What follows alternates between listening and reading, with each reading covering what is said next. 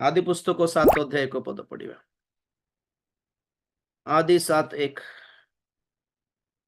ଅନନ୍ତର ସଦାପ୍ରଭୁ ନୋହଙ୍କୁ କହିଲେ, ତୁମ୍ଭେ ସପରିବାରରେ ଜାହାଜରେ ପ୍ରବେଶ କର, କାରଣ ଏହି କାଳର ଲୋକମାନଙ୍କ ମଧ୍ୟରେ ଆମ୍ଭେ ଆପଣା ସାକ୍ଷାତରେ ତୁମ୍ଭକୁ ଧାର୍ମିକ ଦେଖିଅଛୁ। वाओ। आम्भे तुम्भको आम्भो साक्षातरे धार्मिक देखियोछ। वाह। केमती धार्मिक रूम रे केते पवित्र, तमे घर गिरजा रे केते पवित्र एटा देखि नांती। ए दुष्ट लोक मानको मध्यरे तुमे केते धार्मिक चाली चलन थिला। आम्बे आम्भर साक्षात रे केमती थिलो देखिलु। वाओ। गिरजा घरे केते प्रार्थना करलो दरकार नहीं भाई। करंतु घर गिरजा घरे भलो काम प्रार्थना करंतु, घरे भी भलो काम प्रार्थना करंतु, किंतु प्रकृत रे हमर एग्जाम कोठी समाज रे बाहर दुष्ट जगतर लोक मानक मझिरे आमे किमती धार्मिक भाव रे जीवन यापन करूछु कि नहीं कि हैं। तुम्भे सपरिवार रे जहाज रे प्रवेश कर, कारण एही कालर लोक मानक मध्यरे आम्भे अपना साक्षात रे तुमको धार्मिक देखियोछ। एही कालर लोक माने दिस परवर्टेड जनरेशन, ए कुटिल वंश, ए दुष्ट पुरुष मानक मझिरे तुमे केते अलगा अछ न हो। आ तुमे अपना परिवार को हैंडल कर संभाଳିलो।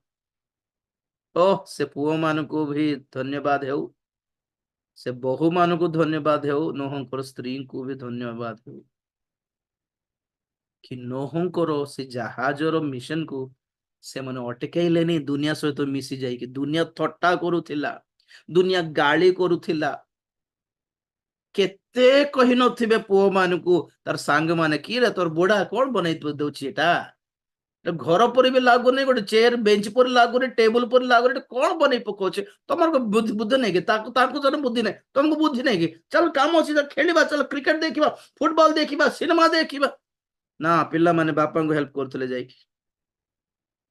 सेथि पई जनकर टिकेट रे फैमिली पैकेज, फैमिली को चढ़ाइले प्रभु बसटा जहाज रे चढ़ाइले गोटे टिकेट। तो तमे धार्मिक थिलो बोल कहले, नो ही धार्मिक थिले, और तांकर धार्मिकतार टिकट एते स्ट्रांग थिला कि फैमिली को भी प्रभु देले सब परिवार सहित चढ़।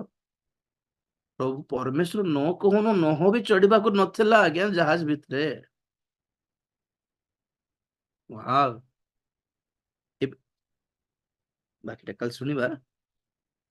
Oh my God. एही पुरुष, एही जनरेशन, एही पीढ़ी, एही दुष्ट अबाध्य मूर्ख जगतरे एमती पापी मानक मध्यरे प्रभु हमको धार्मिक देखा को इच्छा कर साक्षात माने से सहित मिसी न जाओ बोली अर्थ। से माने तो गला छल छल से माने दुर्नीति, से माने दुष्टता अधर्म बाटरे चलिले, किंतु तुम्हें धार्मिक थाओ मोर दृष्टि रे। जे अधार्मिक ताको अधर्माचरण करो जाओ, जे धार्मिक से आहुरी धर्माचरण करो बोली सुनलो कि नहीं प्रकाशित वाक्य रे। Don't mix with this generation. एई जुगर लोक सहित मिसी जानतु नहीं आज्ञा।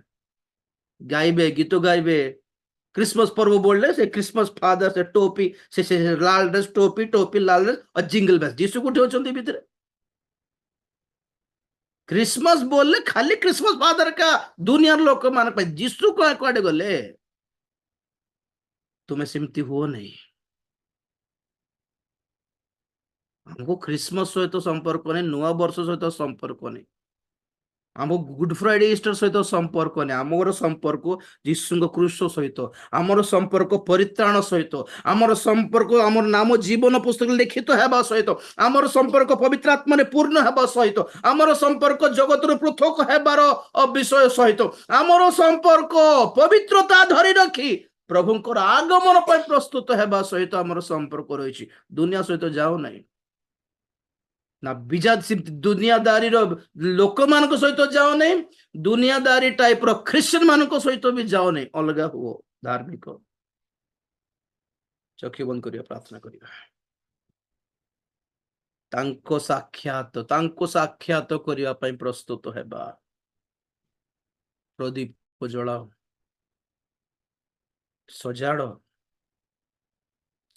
ତୁମର ଶରୀର କେତେ ଷ୍ଟ୍ରଙ୍ଗ, କେତେ ସ୍ୱାସ୍ଥ୍ୟ ଦରକାର ନାହିଁ, ତୁମର ଆତ୍ମିକ ଜୀବନ କେତେ ସ୍ୱାସ୍ଥ୍ୟଜନକ ଅଛି ସେଟା ଦେଖ। ସ୍ପିରିଚୁଆଲି କେତେ ଷ୍ଟ୍ରଙ୍ଗ ଅଛ ଦେଖ। କାରଣ ଆମେ ମରଲେ ବି ଆତ୍ମା ହିଁ ସ୍ୱର୍ଗକୁ ଯିବ, ଶରୀର ତ ଛାଡିକି ପଳାଇବ ଆମେ। ଆଉ ପ୍ରଭୁଙ୍କର ଆଗମନରେ ଆମର ଶରୀର ଅକ୍ଷୟ ରୂପ ଧାରଣ କରିବ। ରୋଗ ଥିଲେ କଣ, ଅସୁନ୍ଦର ଥିଲେ କଣ, ଦୁର୍ବଳ ଥିଲେ କଣ, ଆମକୁ ନୂଆ ଶରୀର ଦିଆଯିବ। କାହିଁକି ଟେନସନ ହେଉଛନ୍ତି ଏଇ ଶରୀର ସହିତ? ମୋ ନାକ ଭଲ ନାହିଁ ଆଜ୍ଞା, ମୋର କାନ ଭଲ ନାହିଁ ଆଜ୍ଞା, ମୋର ବାଳ ଭଲ ନାହିଁ ଆଜ୍ଞା, ମୋର କଲର ଭଲ ନାହିଁ ଆଜ୍ଞା। ଥାଅ ଭାଇ, ଆତ୍ମିକ ସୌନ୍ଦର୍ଯ୍ୟ ପ୍ରାପ୍ତ କର। ଛାଡନ୍ତୁ ଆଜ୍ଞା ଲୋକମାନଙ୍କୁ, ଦୁନିଆକୁ ଛାଡ। ଆସିବାର ସମୟ ହେଲାଣି ପ୍ରଭୁଙ୍କର। ତାଙ୍କ ସମ୍ମୁଖରେ ଠିଆ ହେଲା ବେଳକୁ ଲାଜ କରିବାର ପରିସ୍ଥିତି ନ ଆସୁ, ଡରି ଯିବାର ପରିସ୍ଥିତି ନ ଆସୁ, ମୁହଁ ଲୁଚାଇବାର ପରିସ୍ଥିତି ନ ଆସୁ, ଲୁଚି ଲୁଚି ବସିବାର ପରିସ୍ଥିତି ନ ଆସୁ।